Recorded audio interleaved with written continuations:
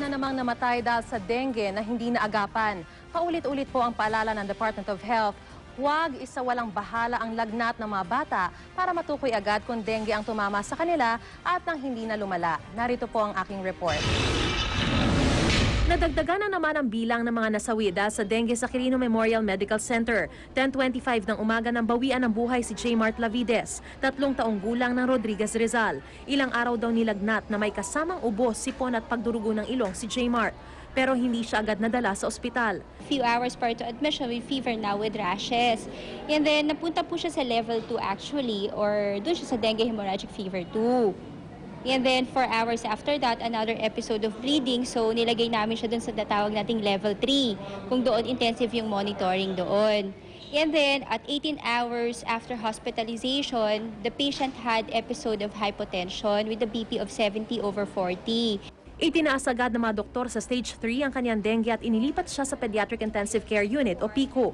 Pero bumaba na sa 70/40 ang blood pressure ni J. Mart. 44 hours hospital stay, nag-arrest po yung patient. Kung may signs and symptoms ng fever yung patient, lalo na po sa time na ngayon na marami pong dengue patients, at least mas aware po ang mga magulang na magpa-consult po kaagad. Mula August 1, umabot na sa 7 ang bilang ng mga namatay dahil sa dengue sa QMMC. Sa 72 naman nilang dengue patient, 7 ang nasa critical na kondisyon. Critical yung kanilang situation, basta nasa Pediatric Intensive Care Unit.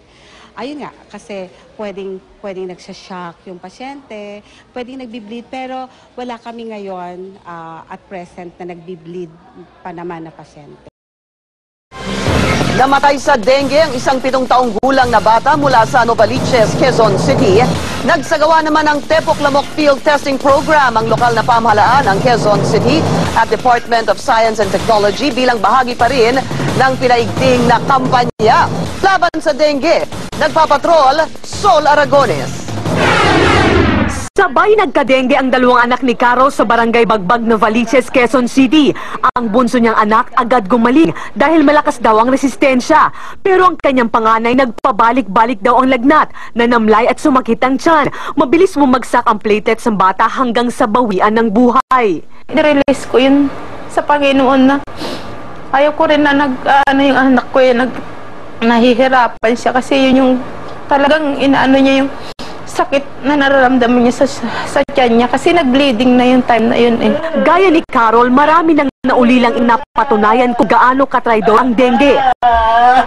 Dito sa barangay Bagbag mula Agosto hanggang ngayon, mahigit 6 na po na nagkakadengue. Yes, Awi, pag ganitong tag-ulan, marami raw talagang sakit na dapat antabayanan ayon sa Department of Health. At isa na nga rito ang kaso ng dengue na karaniwan daw tumataas tuwing rainy season. Pinag-iingat ng DOH ang publiko, partikular ang mga batang estudyante laban sa nakamamatay na dengue. Sa tala ng DOH, may mahigit 24,000 kaso na ng dengue mula Enero hanggang nitong ika-24 ng Mayo. 150 sa mga biktima ang namatay.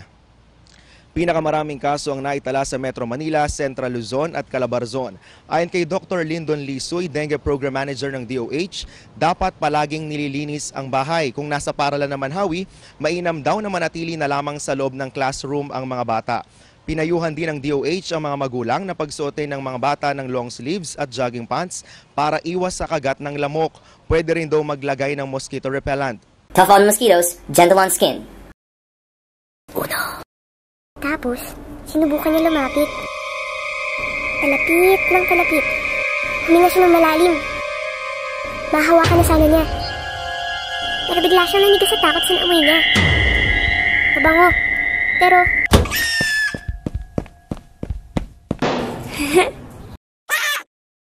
Scare Away Insect Repellent is DEET-free and uses citronella, lemongrass, and neem plant extracts to scare away your worries. Tough on mosquitoes, gentle on skin.